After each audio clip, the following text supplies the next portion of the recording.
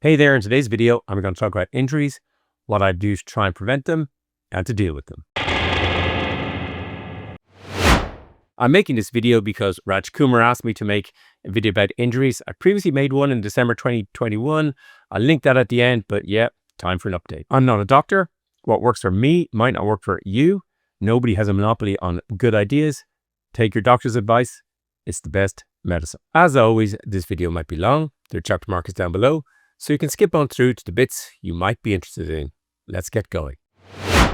You need good recovery between your running sessions. Rest regularly, rest often, get good sleep, and don't overtrain. Overtraining will lead to injury. Let's start really small with the cuts and the chafing, tiny things that can have big effects. I cut my toenails regularly to avoid those small annoying cuts on adjoining toes. Before I race, I put Compeed, a kind of blister treatment, but I use it as protection. It's like a thick plaster on various spots, and I Vaseline between my toes, and I lube everywhere. You can never sacrifice lube. I once ended up in hospital due to a chafing issue. Another story for another day, but chafing is a serious issue. Get bad chafing, you get worse, and it'll really mean you can't run. Buy good quality shoes. Note, I don't mean expensive shoes, but good quality shoes from a reputable manufacturer.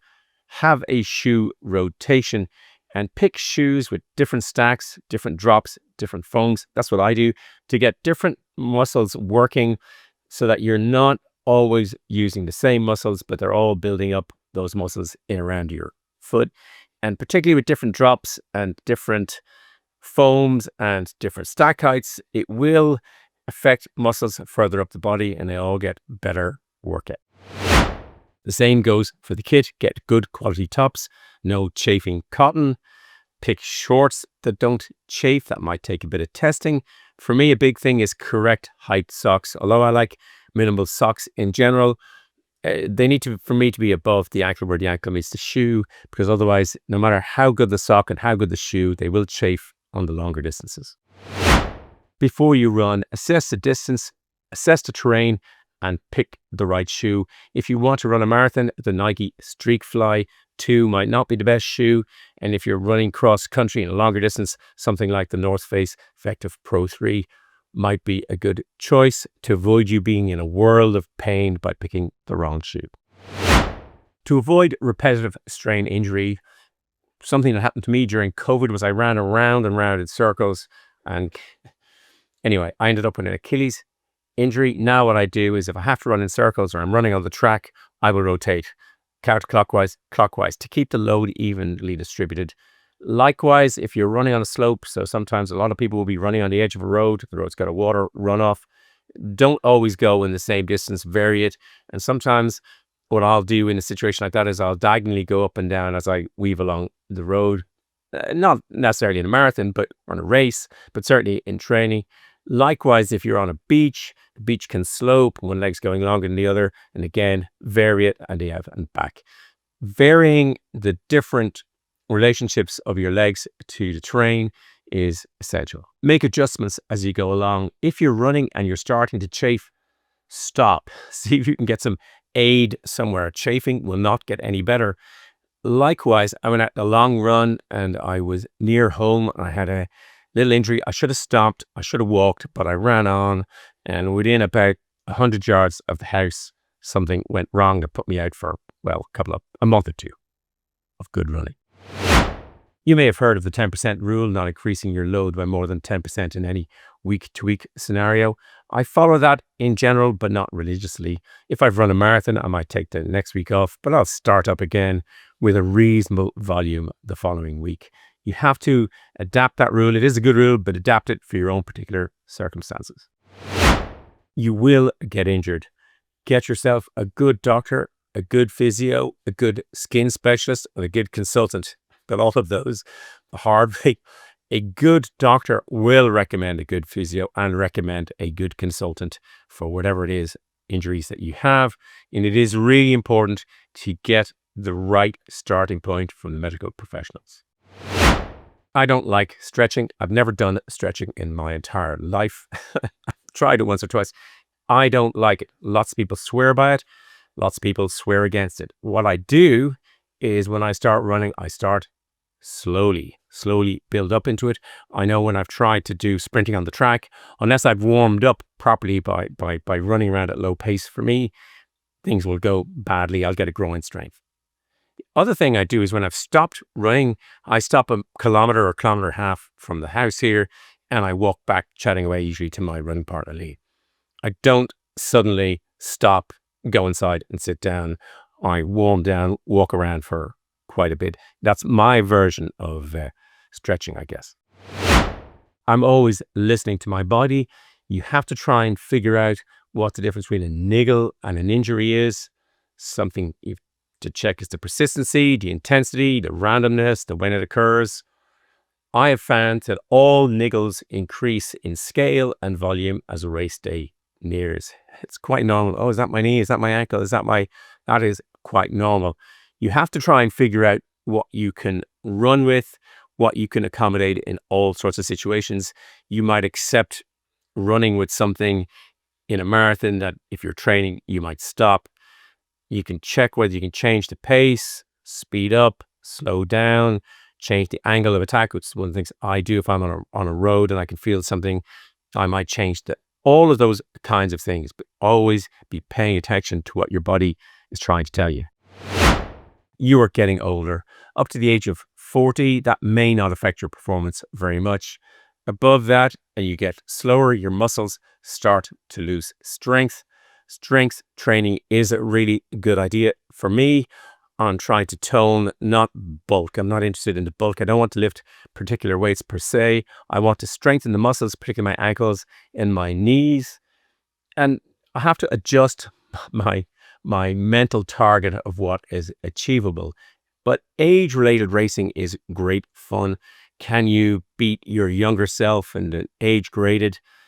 And sometimes, you might want to run lots and lots of marathons, but you can have just as much fun on a 5K or, for me, a 1K racing my nephew. I'm lucky that when I've been injured, it hasn't been too serious.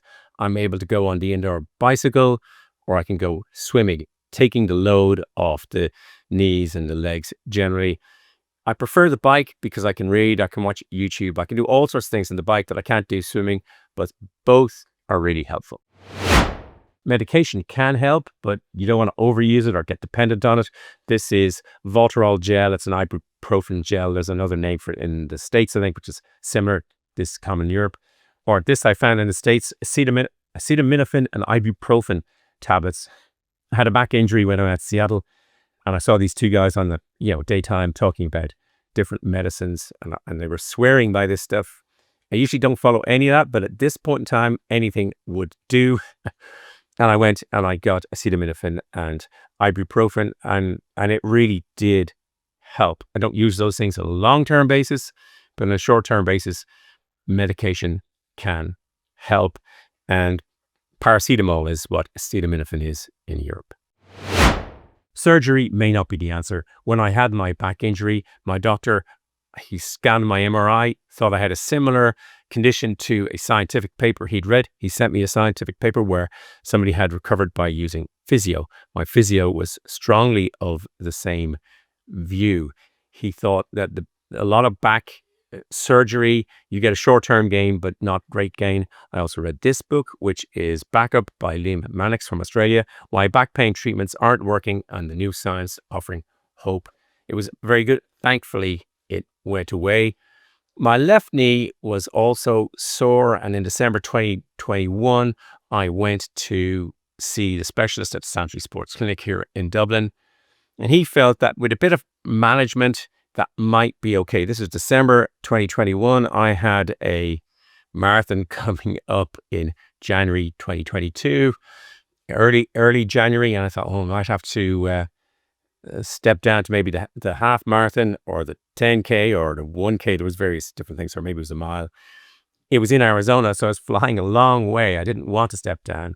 And in the end, I didn't. And I ran a personal best. Yeah, you can learn to manage certain injuries without surgery.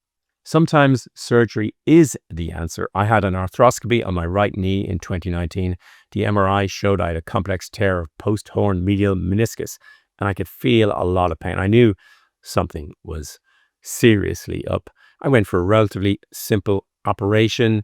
I think I was on crutches for a day or two, walking around very quickly, and then running before a couple of weeks in slow and easy. Lately, I've been having some intermittent and random pain, which is very similar, and I'm kind of thinking I might need to go again for another arthroscopy. But since the last operation, I've run 17 marathons, so chapeau to Ray Moran. 17 marathons on from one arthroscopy is a pretty good outcome. I think he said he did 8 on a guy over the years before he finally told him enough is enough. So maybe I'll get a second one. The good news is that most injuries pass. Certainly all the ones I've had in the past number of years have gone, apart from my right knee is back at me again. And that will get either treatment or surgery or rest or combinations of all things will improve the outcome for the knee. And if it doesn't, then I'll just have to adjust to doing different types of things, the bicycle, the swimming, all those kinds of things. Getting older and I'm setting different goals. Age-graded racing is one of my favorites, but above all, I'm always conscious the best thing I can do is what my doctor told me: motion is lotion. I hope you enjoyed the video and found it useful. If you did, it would be great if you did like button. As always, there'll be lots of stuff in the description below. I'll happily answer any questions you put into comments. There'll be a big blue subscribe button popping up there, and some my videos there. Thanks for watching. Until the next video, just keep running along.